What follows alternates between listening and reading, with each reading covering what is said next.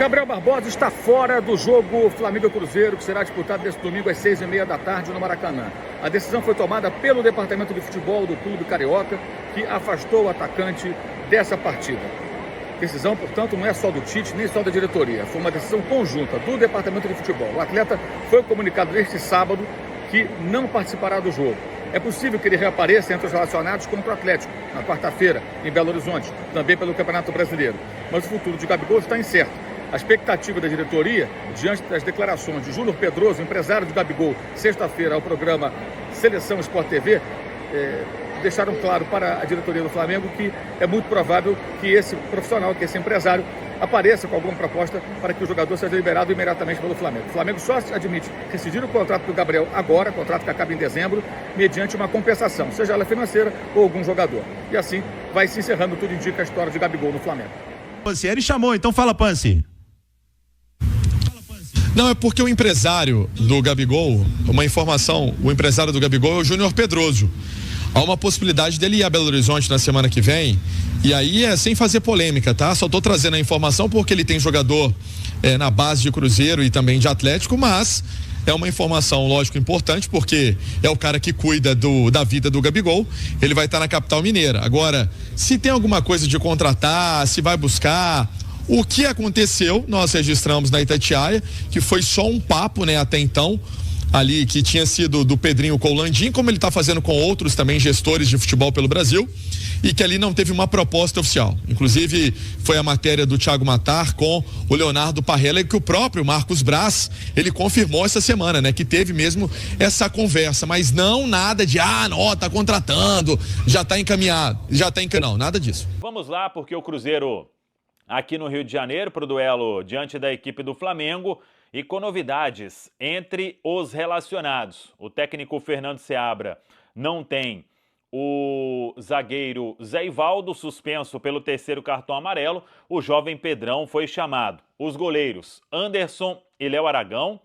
Os laterais Palácios, Kaique, Marlon e William e Wesley Gasolina. Os zagueiros Pedrão, Neres, Vidalba e João Marcelo. Os volantes Machado, Japa, volante meia, Lucas Silva, Lucas Romero e Ramiro. Os meias Matheus Pereira, Matheus Vital e Vitinho. E os atacantes Barreal, Arthur Gomes, Arthur Viana, Gabriel Veron e Robert. Quanto ao time, o que pode fazer o técnico Fernando Seabra? A gente vai falar em instantes. Mas primeiro tem uma informação legal, porque o Cássio está com a delegação. O Cruzeiro, inclusive, vai emendar viagem, porque na quarta-feira o jogo é contra o Criciúma. Então o Cruzeiro joga neste domingo aqui no Rio de Janeiro, vai treinar alguns dias aqui no Rio e depois segue para Criciúma, onde na quarta-feira enfrenta o Criciúma no Heriberto Rilse, o estádio do Criciúma. E o goleiro Cássio, ele vai acompanhar, ele está acompanhando a delegação nesses dois jogos. O Cruzeiro informou o seguinte: o goleiro Cássio acompanhará o time nas duas próximas partidas fora de casa, contra Flamengo e Criciúma, como parte do seu processo de integração com a equipe celeste. Vamos juntos, gigante! E a foto do Cássio, muito feliz o Cássio, inclusive, neste momento agora, aqui no Cruzeiro. O goleiro aí que, quando a janela se abrir, passa a ficar à disposição do técnico Fernando Seabra. Vamos lá, então, sobre o time. O que deve fazer o Fernando Seabra?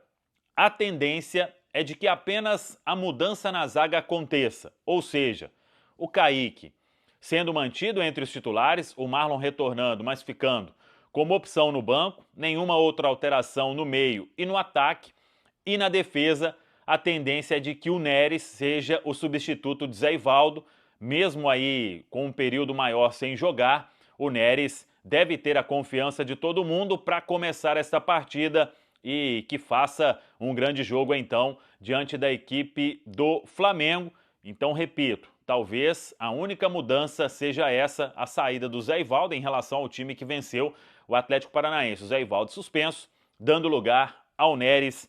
Vamos aguardar, claro que a escalação oficial sai somente uma hora antes da bola rolar no vestiário do Maracanã e vamos seguir acompanhando o Cruzeirão neste duelo muito importante. Para a gente fechar, uma informação que é bem legal e que é da recuperação do centroavante Juan de Neno.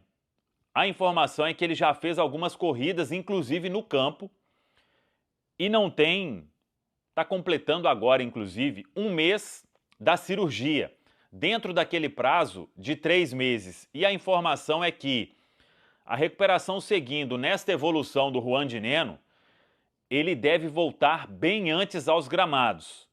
Claro que ainda tem um processo de recuperação, mas, repito, não será surpresa se ainda neste próximo mês de julho o de Neno já reaparecer. O jogador vem trabalhando muito para se recuperar o mais rápido possível, fazendo fisioterapia, indo ao departamento médico do Cruzeiro em tempo integral, e isso vem dando resultado. Então, repito, naquele prazo de 3 meses, o de Neno voltaria junho, julho, final de agosto. Com a recuperação do jeito que está, é provável que neste mês de julho a gente veja o de Neno em campo. Se tudo seguir do jeito que está, e repito, o atleta já fez algumas corridas no gramado com 1 mês apenas de recuperação da cirurgia que ele fez no pubis. Claro que aí é trabalhar, é acompanhar todo o processo, a evolução também no dia a dia, quando fizer treinos com uma força maior, uma intensidade maior, mas a recuperação tem sido muito positiva e quem sabe o Fernando Seabra neste mês de julho tendo também a opção de contar com o centroavante Juan de Neno. Tá falado, pessoal? O Cruzeiro sim tá me deixando surpreso. Pela pontuação que já tem, que é muito boa. Achava que o Cruzeiro, pelo elenco que ainda tem, que vai ser diferente, e tem que ver se esse elenco diferente vai encaixar de cara ou não. Tô vendo que existe um otimismo muito grande em Minas, de que de cara esses jogadores que estão chegando, todos vão encaixar e todos vão jogar bem, tem que esperar. Olha o Matheus Pereira como demorou, teve lesão, chegou meio de temporada e tal. Olha o Verón como agora, tá começando a jogar bem, então as coisas às vezes têm um tempo diferente, não é um FIFA, que é só pegar, colocar um jogador e ele já começa jogando. Mas me deixa surpreso pela pontuação, que eu acho que vai deixar o time mais seguro e mais leve para jogar. E a atuação contra o Atlético Paranaense eu achei muito boa, muito boa. A capacidade que o Cruzeiro teve de achar Matheus Pereira, Verón em faixas centrais de campo para armar jogo, achei realmente o time bem. Sofreu em alguns momentos, finalzinho do jogo ali antes do segundo gol, poderia ter matado o jogo bem antes, porque teve boas chances para isso, mas acho que foi o melhor jogo do Cruzeiro no campeonato até aqui, talvez contra o Vitória também. Mas esses 2 jogos o Cruzeiro jogou bastante bem e o Atlético Paranaense é um time que estava ali, né, junto dele na tabela e tal. Hoje eu não sei dizer para o torcedor do Cruzeiro qual é o campeonato que o Cruzeiro vai jogar. Por algum tempo, quando tropeçava o Vitória, o Atlético Goianiense, o Criciúma, times que se esperava, né, porque tinham subido até o Juventude, que tinham subido, que fossem ter mais dificuldade, eu achava que seria bom para o Cruzeiro esses tropeços. Assim como o Vasco, que desde o início do campeonato eu também acho que vai brigar, que Grêmio, Fluminense e Corinthians estejam lá embaixo, me surpreendem de alguma forma. O Corinthians menos, Grêmio e Fluminense me surpreendem.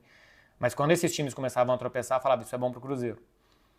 Agora quando eu vejo o Atlético Paranaense tropeçando, quem sabe tropeço do Atlético Mineiro, do Inter, do Bahia, não sei se do Botafogo, acho que o Botafogo vai brigar mais em cima, do São Paulo, esses times que devem brigar ali entre o 3º, o 4º e o 7º, 8º lugar, talvez o campeonato do Cruzeiro talvez esteja aí. Eu acho que não, tá? Eu ainda acho que esse time vai brigar um pouquinho mais embaixo. Entre 9º, 10º, 11º, quem sabe 8º, não acho que vai ter pique ainda com esse time para brigar mais em cima, mas me surpreende pela pontuação e por algumas atuações que são boas. O time voltou a jogar bem contra o Atlético Paranaense. Antes estava tendo alguns resultados mesmo sem jogar tão bem assim. O futuro de Gabigol no Flamengo está incerto, já que as negociações para a renovação do contrato não avançaram. O empresário do jogador, Júnior Pedroso, revelou que outros clubes já demonstraram interesse no atacante, incluindo o Cruzeiro. Até o momento, porém, não houve contato oficial da equipe mineira. A possibilidade de uma saída antecipada de Gabigol não foi descartada, caso o Flamengo exija alguma compensação financeira. Enquanto isso, o Cruzeiro, que encerrou as contratações para o meio do ano, ainda está de olho no mercado em busca de oportunidades, especialmente para reforçar o setor ofensivo. O contrato de Gabigol com o Flamengo termina em dezembro, e o jogador poderá assinar pré-contrato com outro clube a partir da próxima segunda-feira. E aí, galera, o que acharam? Deixe nos comentários. Não se esqueçam de deixar o like e de se inscreverem no canal e ativar o sininho para receber as notificações. Até mais, Nação Celeste! Vamos pra frente!